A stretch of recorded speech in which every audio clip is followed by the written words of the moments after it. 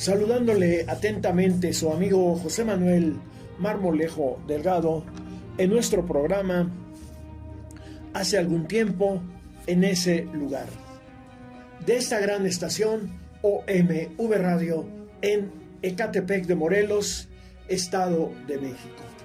Damos inicio a nuestro programa con nuestra sección de Historia de México, particularmente de la era del Maximato. En nuestra anterior emisión nos quedamos hablando de algunas publicaciones de la revista Proceso, cuando ésta era decente. En la columna semanal de Froilán M. López Narváez, intitulada Iglesia cómplice, el periodista de Proceso comenta que la jerarquía católica, en la nueva reglamentación del artículo 130 constitucional, pretendía poner cortapisas a las congregaciones religiosas minoritarias. También reclamaba no solo el reconocimiento de los derechos de la Iglesia de participar en la educación, sino también el de hacer propaganda en los medios, y que la reforma Boitila, Prigione, Salinas les favoreciera fiscal, económica y políticamente, con exenciones, concesiones y determinadas actividades. La jerarquía católica hizo llegar a legisladores, intelectuales y a la élite de obispos un documento denominado Sugerencias sobre puntos importantes para tenerse en cuenta por la ley reglamentaria del artículo 130 constitucional. Froilán López Narváez citaba a H. Kuhn: esta burocracia eclesiástica, quizás económicamente fuerte, aunque poco querida y anónima, que en el siglo XIV todavía contaba con el apoyo de una fuerte base popular en un ambiente católico cerrado, es indudable que se ha quedado enormemente lejos de los creyentes de la nueva generación. Pero no se culpa a sí misma de este alejamiento, sino que procura achacarlo al espíritu de los tiempos y al descuido de los propios fieles o las leyes, agregaba don Froilán, como en la República Mexicana. También en la revista Proceso fue publicado un reportaje de los periodistas Guillermo Correa y Rodrigo Vera con el título Gurría acabó poniendo la cara por él. El nuncio, las narcolimosnas, los libros de texto, el escándalo, el silencio oficial y la exculpación. El gobierno mexicano le tiene un temor desmesurado a la Iglesia Católica. No es posible que la Secretaría de Gobernación se haya quedado callada ante las críticas de Justo Muller, nuncio apostólico en México, y es muy grave que nuestro canciller haya convocado a una rueda de prensa para exculparlo. Salió prácticamente en su defensa, declaraba a Proceso Carlos Martínez Azad, especialista en asuntos religiosos del Instituto de Investigaciones Sociales de la UNAM. Martínez Azad comentó que era muy preocupante la debilidad del Estado frente a la Iglesia. Con sus críticas al gobierno, la jerarquía católica pretendía ganar mayores espacios políticos en virtud de que el catolicismo se debilitaba en lo social y en lo cultural, así como perdía hegemonía, tal como el propio Estado priista ante el avance de la oposición. La situación que comentaba Martínez Azad era derivada de las declaraciones formuladas por Justo Müller en Monterrey los días 8 y 9 de octubre, en las que insinuó que el ejército mexicano y la Procuraduría General de la República recibían narcolimosnas, expresando que dudaba de que por hacer esas aseveraciones el gobierno lo expulsara del país. En un desayuno con los empresarios de Nuevo León, Müller denunció que el Estado, con sus libros de texto, imponía una educación racionalista contraria a los valores católicos. Exhortó a los representantes de la cúpula privada a defender el derecho de sus hijos a la libertad de educación.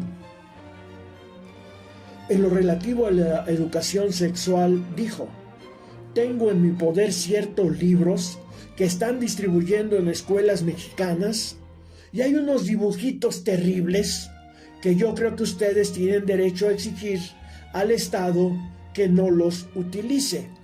Algunos legisladores protestaron por las expresiones públicas de Müller pidiendo su expulsión del país, por lo que el representante papal envió un comunicado al secretario de Relaciones Exteriores, José Ángel Gurría, expresando que sus declaraciones fueron tergiversadas por la prensa, pidiendo al canciller mexicano que organizara una conferencia de prensa para dar a conocer la postura de la nunciatura ante el problema. Gurría cumplió las instrucciones de Müller, convocando a la conferencia, en la que defendió al enviado de Roma. Las Secretarías de Gobernación, de la Defensa, Educación Pública y la Procuraduría respondieron con el mutismo. Dirigentes del magisterio mexicano cuestionaron la actitud pasiva del secretario de Educación, Miguel Limón Rojas, pues se niega a defender el carácter laico y público de la educación en los ataques de Müller. Denunciaba también que justo Müller era mucho más agresivo que su antecesor Jerónimo Prigione.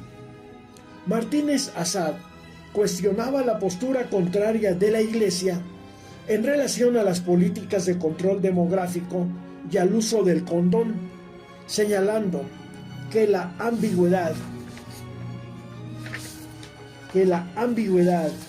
del gobierno en su relación con la Iglesia en gran parte se debió a la carencia del reglamento que regulara la ley de asociaciones religiosas, expedida hacía 5 años. En dicho reglamento se deberían estipular cuestiones como impuestos a las iglesias y sus relaciones laborales.